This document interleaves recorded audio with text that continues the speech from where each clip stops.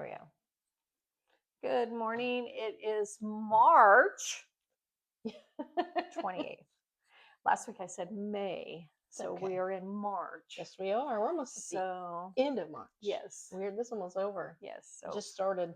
happy birthday to our youngest son. Oh, yes. Yes, he's going to be a daddy in August. And I have never seen anybody beaming and happy as he is. Oh, He's just funny. So it's exciting. it is exciting. It's fun to watch him, though. You know how exciting he gets. So, Yes. So anyway, they're having a boy. Oh, good. Yeah. So we're all excited over that. So we'll see how that. Yeah. Be here before you know it. He'll be. Yeah, that's what I told him. Oh, I said yeah. it'll be here before you know it. So anyway, so how's your week going?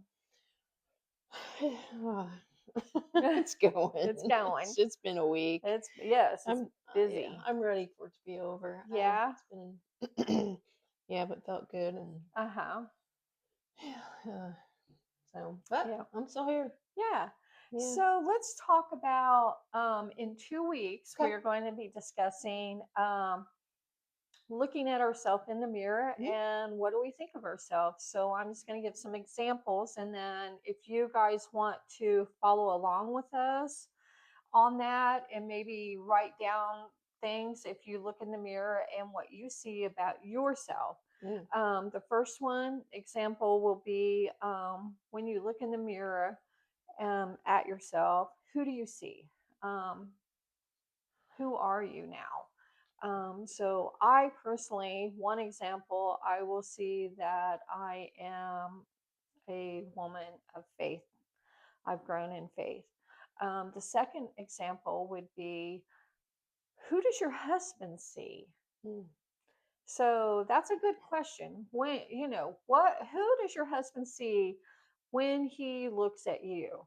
Um, that's number two. Number three is, who do your children see? So you would want to answer that. Number four would be your grandkids. When your grandkids look at you, who do you think they see? I mean, I'm hoping my grandkids see that they have a loving grandparent, a grandma that believes in God and is very faithful. The next one would be when your Father in heaven is looking down on you. Who does he see?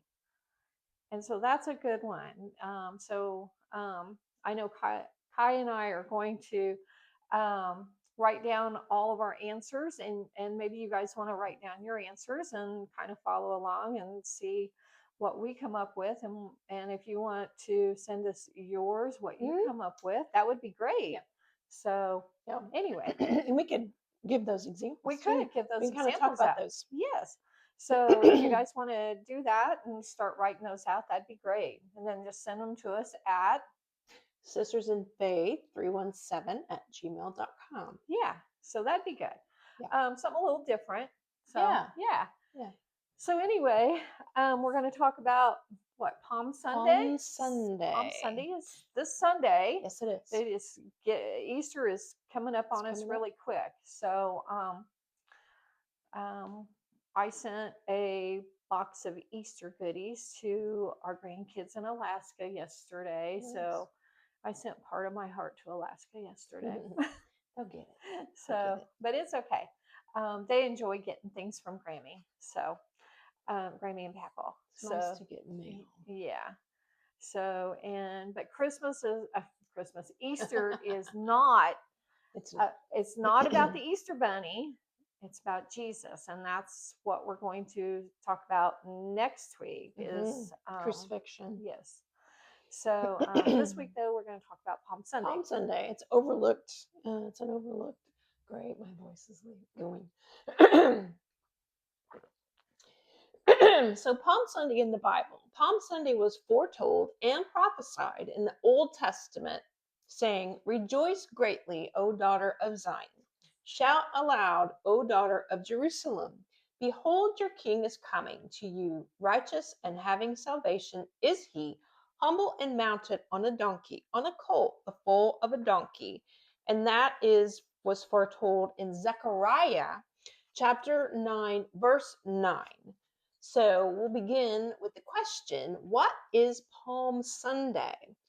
Palm Sunday commemorates Jesus' triumphant, humble entry into Jerusalem on a donkey, fulfilling the prophecy as the Messianic King, occurring the Sunday before Easter.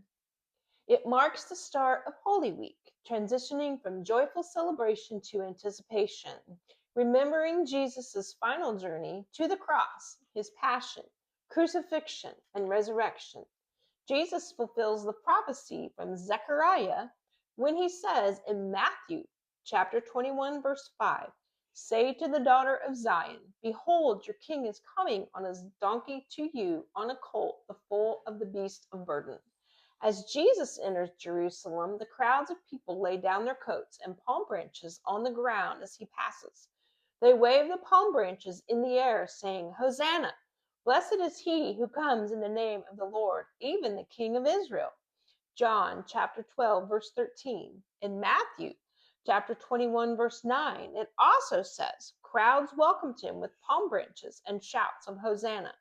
Blessed is he who comes in the name of the Lord.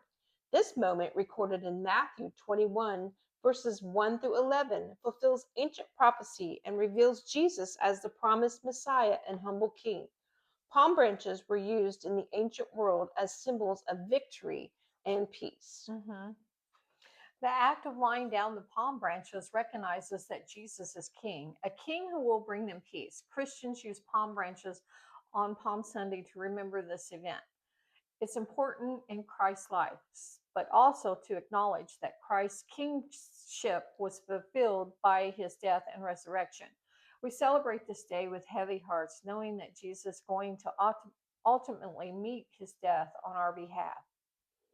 Although he is welcomed as king, he will later be crucified as a criminal. Jesus had to go to his death on the cross so that we could call him king for eternity. We also celebrate with hope, knowing that Jesus was victorious over his sin and death when he arose from the dead on Easter, knowing full well what awaited him in Jerusalem. Jesus went to the holy city for the feast of the Passover. According to Jewish custom, he was greeted as triumph king by the people who had heard about or witnessed his miracles and looked for him as the temporal ruler sent in answer to the prayers for a leader who would deliver them from the domination of the Roman Empire.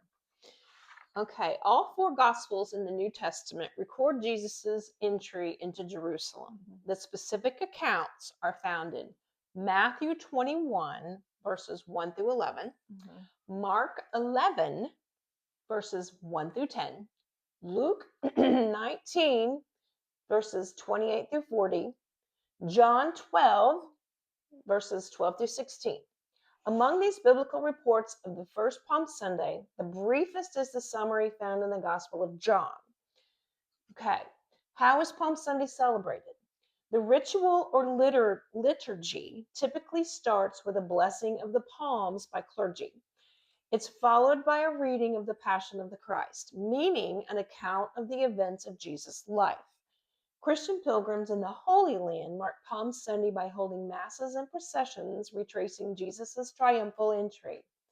Worshippers carry palm fronds and olive branches and march from the top of the neighboring Mount of Olives to Jerusalem's historic Old City, home to holy sites of Judaism, Christianity, and Islam. In churches around the world, the palms are often taken home by congregants and some will become ashes. Ashes can be purchased, but some churches make their own by burning the palms from prior years. They're used to make the ashes for Ash Wednesday, the solemn day of fasting and reflection that signals the start of Christianity's most penitent season. Is there a donkey in this story? Yes, the procession of Jesus into Jerusalem is described by four gospel writers in the Bible. The Gospels differ, but based on expert, they agree on this. Jesus rode into Jerusalem on a donkey or a colt. So which one is it? Colt is defined as a young male horse that is usually not castrated, but in the Bible, the word meaning colt is used almost exclusively for young donkeys, not horses. Um, Writer Joanne Pierce is a professor Emerita. of religious studies at the College of the Holy Cross. Pierce writes that this brings to mind a reference from the book of Zechariah in Jewish scriptures, where the prophet describes a victorious king who enters Jerusalem riding on a donkey. In Judaism, she says the passage from Zechariah refers to the Messiah, a spiritual king, who would peacefully redeem Israel, and the donkey is interpreted as a sign of humanity. Humility. All right. In Christianity, the animal becomes almost a symbol of Christ himself, given how potentially suffers and bears others' burdens. Pierce writes into a piece Pierce published by the Conversation Horses, on the other hand, tend to be associated with royalty and power and war. So that's why it was a donkey. Mm-hmm. Okay. What is Holy Week? Holy Week is the final. I'm losing my voice. Holy Week is the final week in the Lent season. You're gonna have to read it. Want me to read it? Holy Week is the final week in the season of Lent and the week leading up to Easter Sunday. And during this week, Christians remember the important events of Christ's final days, his death and his resurrection. Revisiting these events in more than a history lesson, it gives us a greater understanding about what Jesus did for us on the cross. Historical significance, whatever.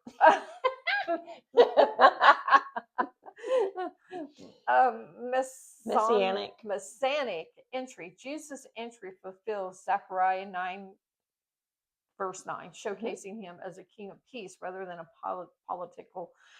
Oh my goodness. Okay. Political liberator. Is that right? Liberator. Political liberator. That's a mouthful. That's a mouthful. Triumphal welcome. Crowds greeted him by laying palm branches, symbols, and victory and peace, and cloaks on the road and shouting Hosanna. Yes. The donkey whatever. By riding a colt rather than a war horse, Jesus signifies his kingdom in one humility. Is that right? Mm-hmm. And spiritual authority. Mm-hmm. Beginning of Holy Week. Shift to Passion. The service often transitions from a celebrating procession with palms to reading the Passion narrative, highlighting the contrast between the praises of Palm Sunday and the betrayal later in the week. Yeah. The path to resurrection. It sets the large stage for the week's events, which is going to be the Last Supper, crucifixion, and resurrection on Easter Sunday. The purpose is it's a time for reflection on Jesus' final days on earth, allowing believers to prepare for Easter. Yes. Today, believers celebrate Palm Sunday through worship, scripture reading, and joyful remembrance, a time to honor Christ's kingship and prepare our hearts for the sacrifice and victory of Easter. Yep. And I know when I grew up that we would have, on Palm Sunday, they would give us palms and we would walk around the neighborhood with our palms and we prayed around. Yep. So, and I know a lot of churches bring palms in on Palm Sunday and they pass them out or they give them to the kids. And, Sunday school, you're taught what Palm Sunday's about and stuff. We lay them out. Yeah, lay them out. And so, but anyway. Yeah. So. Yeah, I think it's an important holiday. It's an often overlooked holiday. It is overlooked, but it's important because that's when Jesus came into Jerusalem. Yes, and they hollered Hosanna, and they greeted him with the palms, and so it was a big deal. And He knew what was coming, Did. you know, which is it's sad for us to think about it, Yeah. but we know that Jesus Yes. died for us. Yeah. We know that. Yeah. Yeah. I think it's very important, very significant, and It is. very And overlooked. I mean, we always, talked about Palm Sunday growing up, and, so I know a lot of people don't know what Palm Sunday is. Mhm. If you're a Christian, you should know what Palm Sunday is, but Yes. there's a lot of people that are still non-believers. Mhm. Mhm. So, and if you know someone, you should talk to them about God and Yes. Jesus. It's important. It's important to talk to your children and your grandkids. Yeah. Yeah. So next Sunday we'll talk about the crucifixion. Yes. Next week we'll talk about the crucifixion, Mhm. and then the next week we'll talk about looking at yourself in the mirror. Yeah. So, and do you have plans this weekend? No, I No. don't think so. Yeah. Just having family over for Easter. Mhm. Yeah. We haven't got that far. No. I'm working on it Yeah. slowly. Yeah. So, Yep. Yep. I'm getting there. yeah. Yeah. We're getting there. Yeah. So this week, if you have any prayer requests or anything, you can send them to us at sistersinfaith317@gmail.com, and Yeah. we will read those. We will. Mhm. And keep liking us and sharing, and tell your friends and your family, your best friend, your girlfriends, whoever wants to watch Your us. kids. Your kids. Yeah. Yeah. So, and we like to just chit chat. We've been chit chatting for an hour and a half before we got on here. Yes. So We do that. Yeah, because we like to chit chat. It's easy to talk. We're easy to. Yeah. So, talk to. but if you have anything you want us to discuss or anything, just let us know. Yeah. So, Yeah. All right. all righty. You guys have a great week. Have a great Thank week. you.